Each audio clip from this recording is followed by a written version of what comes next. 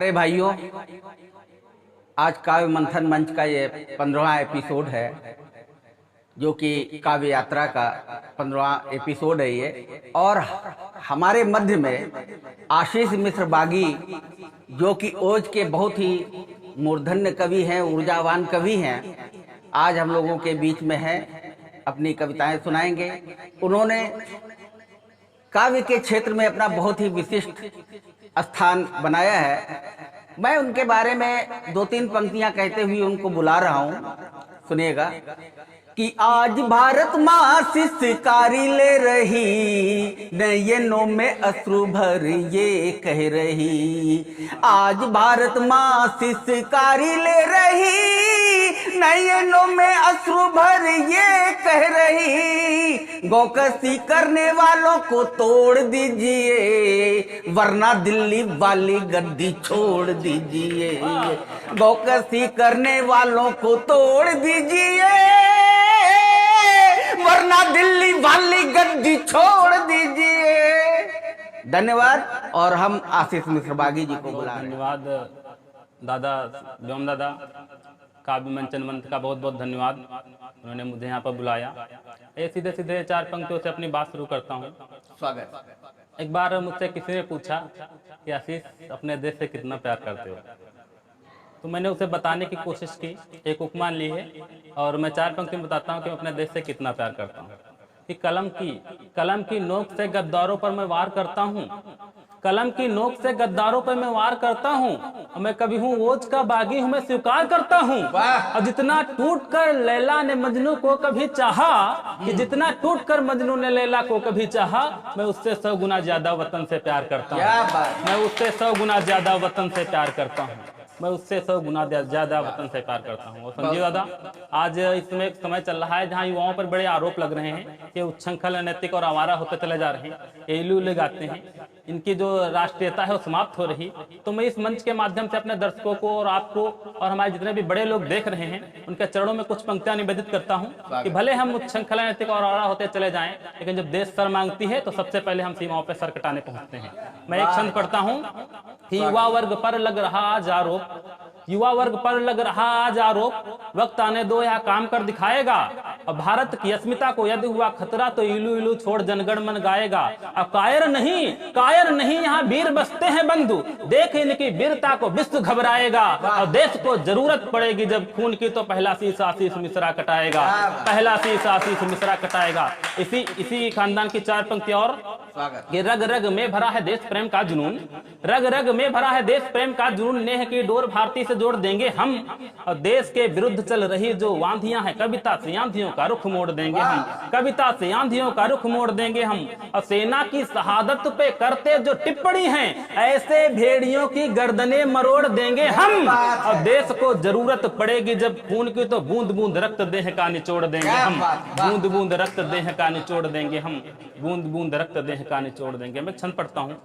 वो दृश्य, अभी चंद्रशेखर आजाद जी की जयंती मनाई गई। चंद्रशेखर आजाद जी ने जब अपने गोली मारी तो क्या दृश्य रहा होगा उस सल्फेट पार्क का, वो दृश्य रखने की कोशिश करता हूँ। अगर आप मुझे देख सकते हैं तो इस छंद का मजा आपको विशेष आएगा। कि जब गोली लगी, चंद्रशेखर खून बहा कनपट्टी से गाल से गुजर कर होता हुआ ग्रीवा से बच्च तक आ गया। खून बहा कनपट्टी से गाल से गुजर कर होता हुआ ग्रीवा से बच्च तक आ गया। और घंटों अकेला लड़ा वीर उन गिद्धों से, इसीलिए पूरा था पसीने में नहा गया। और चेहरे पे सूर्य के समान कांति दीप्तमान, और निकल के तेज जाके सूर्य में समा गया, निकल के तेज जाके सूर्य में समा गया। और इधर से खून और इधर पसीना के मानचित्र देश का था बच्च पे बना गया, मानचित्र देश का था बच्च पे बना गया, मानचित्र देश का था बच्च पे बना गया। कुछ लोग पूछते हैं कि आशीष तुम बागी क्यों लिखते हो, या बागी क्यों इस उम्र में। तो मैं एक कविता है उसकी दो तीन पंक्तियों से मैं बताना चाहता हूं कि मैं क्यों लिखता हूं ओज, और क्यों लिखना चाहिए हम लोगों की इस उम्र में ओज। मैं 4-5 पंक्तियों में बताना चाहता हूं, फिर एक छोटी सी कविता और अपना स्थान। कि जब देश जात पर संकट हो, जब बाणी पर भी पहरे हों, जब देश जात पर संकट हो, जब बाणी पर भी पहरे हों, और जनता जब कुछ नहीं जाती हो, सिंहासन अंधे बहरे हों, जब ट्विंकल सी मासूमों की भी इज्जत लूटी जाती हो। दादा, इस पंक्ति को लिखने के बाद मैं एक सप्ताह रोया कि एक कवि को एक 8 साल की बच्ची के रेप पे कविता की पंक्तियां लिखनी पड़ी कि जब ट्विंकल सी मासूमों की भी इज्जत लूटी जाती हो, जब न्यायालय से न्याय की हर एक आशा छूटी जाती हो, जब कोई बच्चा भोजन के बिन तड़प तड़प मर जाता हो और बैठा आतंकी जेलों में बिरयानी खाता हो, जब कोई बच्चा भोजन के बिन तड़प तड़प मर जाता हो और बैठा आतंकी जेलों में बिरयानी खाता हो, तब इस भ्रष्ट व्यवस्था के सम्मुख अड़ना आवश्यक है। तब इस भ्रष्ट व्यवस्था के सम्मुख अड़ना आवश्यक है। कलम छोड़ बंदूक उठा बागी बनना आवश्यक है। कलम छोड़ बंदूक उठा बागी बनना आवश्यक है। तब इस भ्रष्ट व्यवस्था के सम्मुख अड़ना ही पड़ता है और सीधे साधे आशीषों को भी बागी बनना पड़ता है। सीधे साधे आशीषों को भी बागी बनना पड़ता है। एक विशेष कविता मैं रखना चाहता हूं, उसके कुछ बंद रखता हूं। अभी तक हमको इतिहास में पढ़ाया गया कि अकबर महान थे।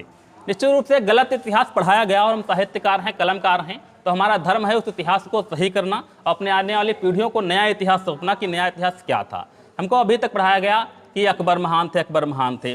गांधी को ही आज़ादी के, मैंने कभी मुक्तक लिखा था, याद आया कि गांधी को ही आज़ादी का भगवान लिख दिया, बस कांग्रेस नेहरू को ही मान लिख दिया। और कुछ छेड़छाड़ निश्चित है इतिहास से हुई, कुछ छेड़छाड़ निश्चित है इतिहास से हुई। राणा की जगह अकबर को महान लिख दिया। क्या बात है, राणा की जगह अकबर को महान लिख दिया। तो मैं एक पंक्ति पढ़ता हूं, उसका थोड़ा सा भूमिका ये है कि जब राणा के दरबार में अकबर ने दूत भेजा और कहा कि महाराणा प्रताप से कहो कि मेरी अधीनता स्वीकार कर लें, तो जो राणा प्रताप ने उनको उत्तर दिया होगा, वो क्या उत्तर दिया होगा, एक कविता आपके बीच में रखता हूं कि उन्होंने क्या उत्तर दिया होगा। देखिएगा, कुछ बंद पढ़ता हूं, मात्र कुछ पंक्तियां पढ़ के अपना स्थान लेता हूं कि सुन अकबर का संदेश महाराणा गर्जन कर बोले। दादा सुनिएगा कि सुन अकबर का संदेश महाराणा गर्जन कर बोले, और दसों दिशाएं कांप उठी, दिग्गज भूधर सब डोले। अब पराधीनता है जलाल की कह देना स्वीकार नहीं, पराधीनता है जलाल की कह देना स्वीकार नहीं। और केसरिया ध्वज हरगिज हरगिज झुकने को तैयार नहीं, केसरिया ध्वज हरगिज हरगिज झुकने को तैयार नहीं। और उस सभा में महाराणा प्रताप ने भीष्म प्रतिज्ञा की, प्रतिज्ञा आपके बीच रखता हूं कि केसरिया ध्वज हरगिज हरगिज झुकने को तैयार नहीं। और एक लिंग की कसम हाथ जब तक संगीन रहेगा, एक लिंग की कसम हाथ जब तक संगीन रहेगा, तब तक के मेवाड़ हमारा पूर्ण स्वाधीन रहेगा। तब तक के मेवाड़ हमारा पूर्ण स्वाधीन रहेगा। और इस सिसोदिया कुल का जब तक एक लाल भी जिंदा नहीं मार सकता, पर तब तक कोई यहाँ परिंदा।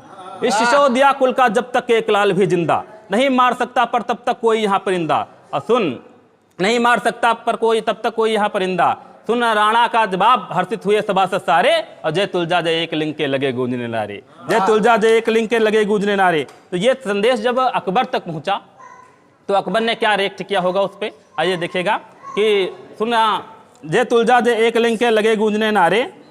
तो राणा का जवाब सुन अकबर मन ही मन कुलाया, सेना नायक सभासदों को उसने पास बुलाया। फिर आदेश दिया सैनिक 80,000 सजवाओ, 900 हाथी के संग 3800 घोड़े मंगवाओ। अब मेवाड़ी सीमाएं निज सीमा में लीन करेंगे, अब मेवाड़ उदयपुर अरावली अपने अधीन करेंगे, मेवाड़ उदयपुर अरावली अपने अधीन करेंगे। तो वहां पे एक राजपूत सैनिक भी है, मान सिंह। तो मान सिंह के माध्यम से मैंने राजपूतों की, राणा प्रताप की कुछ वीरता कहलवाने की कोशिश की है। देखेगा तो मान सिंह ने कहा सहनसा मेरी भी कुछ मानो, मान सिंह ने कहा सहनसा मेरी भी कुछ मानो, राजपूत राजाओं को गाजर मूली मत जानो, इतना भी आसान नहीं है राणा से टकराना। उसके घर में जाना यानी अपनी मौत बुलाना, उसके घर में जाना यानी अपनी मौत बुलाना। माना संख्या में उससे हम कई गुना है ज्यादा, पर राणा धुन का पक्का है उसका अटल इरादा, पर राणा धुन का पक्का है उसका अटल इरादा। एक लिंग के साधक हैं वह रण में अड़ने वाले, महाकाल से भी आगे बढ़कर के लड़ने वाले, महाकाल से भी आगे बढ़कर के लड़ने वाले।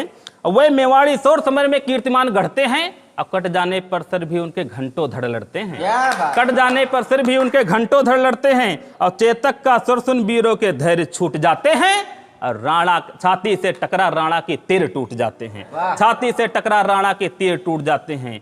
तो राणा के आगे टिक पाना किसी तरह ना संभव, और उनके घर में उन्हें हराना दुष्कर नहीं है संभव। क्या बात, उनके घर में उन्हें हराना दुष्कर नहीं है संभव। बहुत बहुत धन्यवाद। इस कविता की अगली पंक्ति अगले एपिसोड में। धन्यवाद।